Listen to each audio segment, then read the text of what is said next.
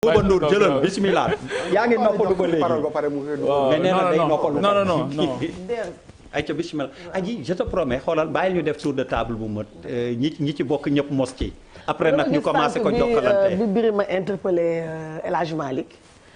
da nga ko jox kaddu ne ko na ci wax waaw El Hadj Malick jëlaat parole wax waaw d'accord mais je te Malal promets dafa am lu mu wax Malal dafa am lu mu wax tamit je te promets xoolal waaw je te promets que tu vas d'emblée bu ma la joxee nga régler ce problème là avant même ci li ma lay interpeller allez Pape Djibril c'est à toi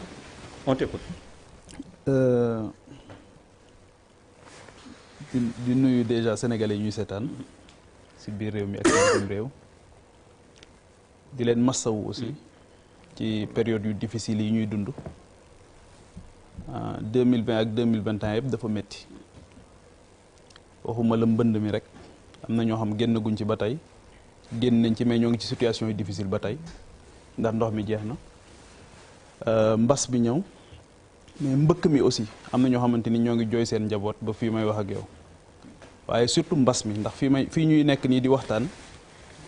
xëy na réew yi nga xamante ni yëpp ñoo ngi toll ci situation yi ñoo ngi waxtaane leneen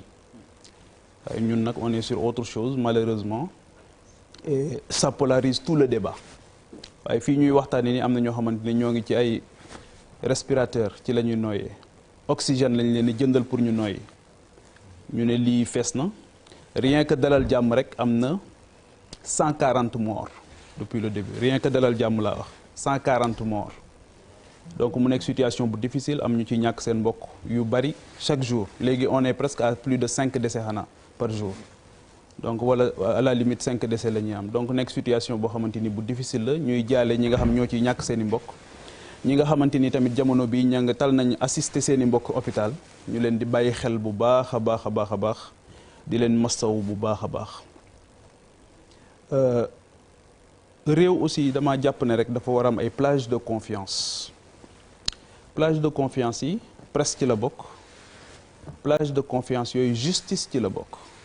ndax dañuy wax ne fa la mbaxane war a doone benn mais c'est un idéal c'est-à-dire que loo xamante ni la mbébét bu rëy la boo xamante ni dañu ko am war a dox ay jéego yu dëgër jëm ci mais c'est pas quelque chose qui est acquis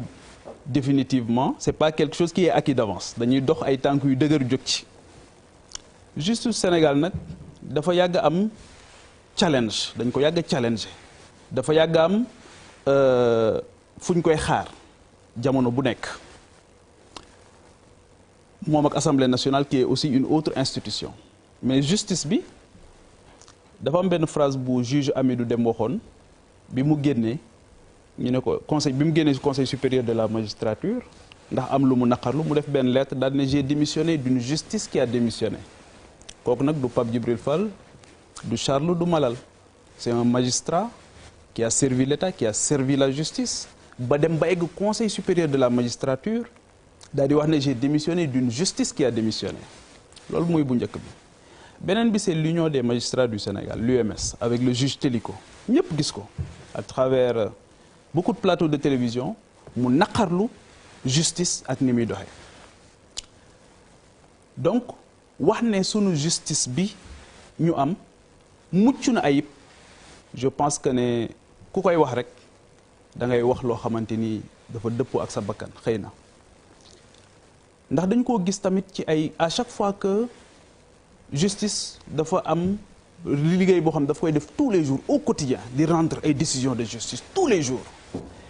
mais à chaque fois qu'il s'agit d'hommes politiques d'envergure kenn du ko xàmmee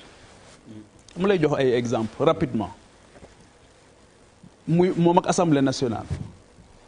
boo xoolee 1962 ce qui s'est passé l'Assemblée nationale était en cause la justice était en cause 1962 li ci xew ñëpp xam nañ ko ñu jóge ci Abdoulaye Wade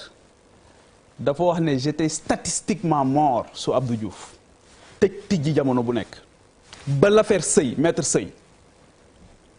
bi mu amee on n'a pas cherché du côté du pouvoir on a cherché du côté de l'opposition c'est extraordinaire on cherche du côté de l'opposition te fa la ñu trouvé coupable yi à l'époque ñi justice officiellement déclaré il dit quelque chose de très intéressant on cherche pas du côté du pouvoir on cherche du côté de l'opposition et les gars du pouvoir ñoom ñëpp daw jëm côté opposition on pouvait dire que c'était une affaire privée parce que jàpp nañ ne benn inconnu moom moo rey le juge Kéba Mbaye le juge Maître Sey mais defuñu ko les gens du pouvoir d'alors dañoo porter combat bi pour que Abdoulaye Wade soit en prison parce que le crime profite à quelqu'un. Un commanditaire. ñu jóge ci ñëw ci Idrissa Seck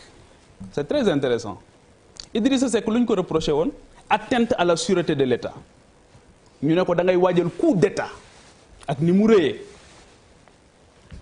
mais justice bi ne woon dañ ko reproché coup d'État génne ko dëj ko ci kaso bi perquisitionné këram ak ay njabootam taqaliko ak ay njabootam justice boobu mu xëyaat jox ko non-lieu total. ne ko defoo dara ñibbil. ne ko defoo dara après tout le désagrément causé à ses enfants à sa famille à son épouse justice boobu la. justice boobu wax nga léegi jëli mandat d'amener ba fii may wax ak yow kenn xamul les conditions dans lesquelles Khadim Bousso à l'époque a été tué à Touba et décédé kenn xamul ba fii may wax ak yow kenn xamul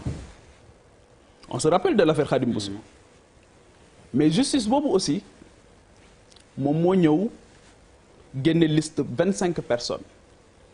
ne leen kat yéen da ngeen luubal xaalis bu ngeen moomul boo xamante ni moomu leen ko 25 personnes magistrat bi nga xamante ni moom lañ dénkoon liggéey boobu juge Aliou Ndao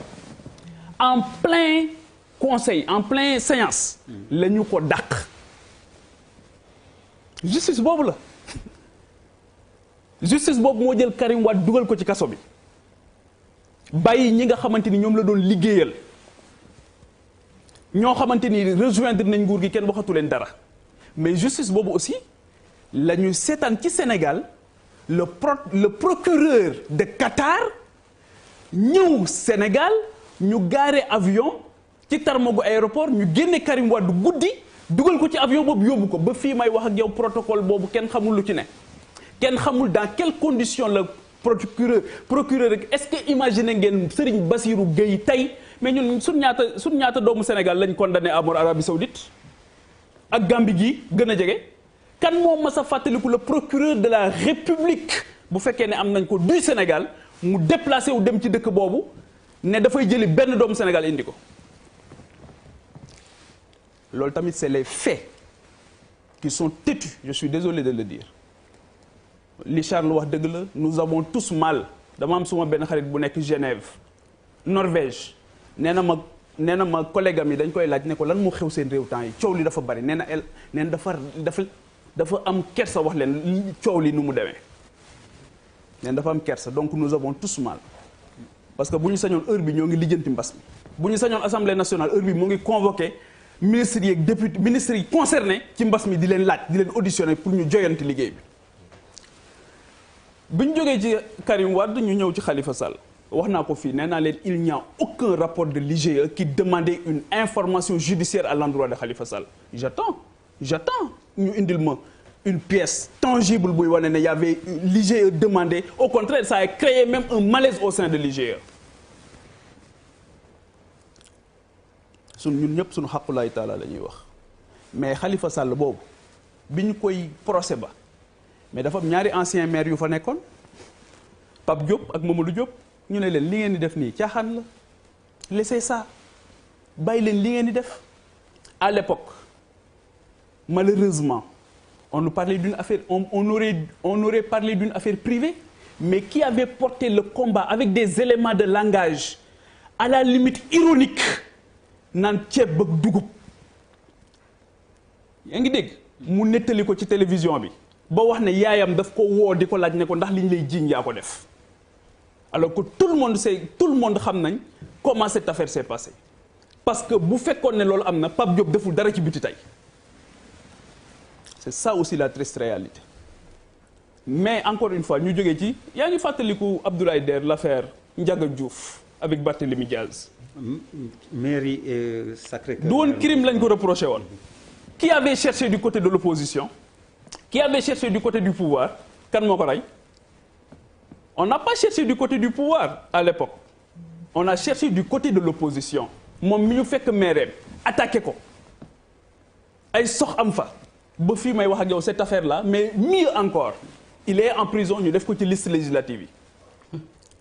En prison ñu def ko ci liste yi. Il sort nekk avec le pouvoir, ñu may ko jàmm. Le jour où il commence à contester, ñu jëlaat affaire bi teg ci table ji di ko fitnaal di ko dugal di ko génne muy dem kii ak di ñëw. Pour dire tout simplement que rappel bi ma def nii li tax ma def ko mooy la justice comme l'Assemblée nationale comme la presse dañu war a nekk ay plage de confiance yoo xamante ni doomu Sénégal yépp buñ ci ñëwee dañoo war a am aqulaay taala ne fii jàmm lañ fi fekk. Mais pourquoi l'affaire aujourd'hui malheureusement ce qu'on a redouté dans cette affaire dafa mel ni moo ngi arrivé. On a vu que tous les gens pratiquement qui prennent la parole et qui sont du côté du pouvoir se déclarent pro Adji Sarr. Curieusement ñun ñii ñoo gën a ñaan yàlla sunu borom ñaari sénégalais yooyu yëpp sunu borom defal leen tawféex. On ne souhaite à personne le déluge. Mais c'est comme si à un moment donné man dama naan est-ce que nous sommes dans un triangle de Bermude de l'esprit? Parce que tout y passe en réalité. ñu gis ñi nga xamante ni ñoom ñoo nekk ak pouvoir bi tey ñoom ñëpp systématiquement pro Adji Sarr ñu gis systématiquement de l'autre côté ñoom ñëpp pro Ousmane Sonko. Mais man où sont ceux qui se battent finalement pour le Sénégal, pour la justice? La vérité. Non, on pose question rek nga baal pro kan. Qui se battent finalement pour le Sénégal, pour la justice? Ces instances yooyu nga wax, ces institutions yooyu nga xamante ni dama jàpp ne li koy rey c'est le mercenariat. Li koy rey mooy ñi nga xamante ni ils n'ont rendez-vous qu'avec l'intérêt personnel et non l'intérêt général. Mais man ce que je demande dans cette affaire, c'est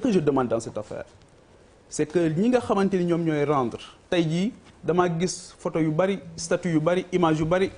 ñuy indiwaat Mame Abdou Aziz Sy Dabakh. Chacun avec sa conscience. Chacun ne rendra compte qu'à sa conscience. te nguur yi nag dafay jeex te lu mat a bàyyi xel la. D'autant plus que la mort n'a jamais été aussi proche. ndax mbas mi c'est comme benn épée de Damoclès sur nos têtes. Bouba bismillah. man nga ma ñàkk posé ko benn question. Bouba après yow nga posé question. Bouba moom allez Bouba.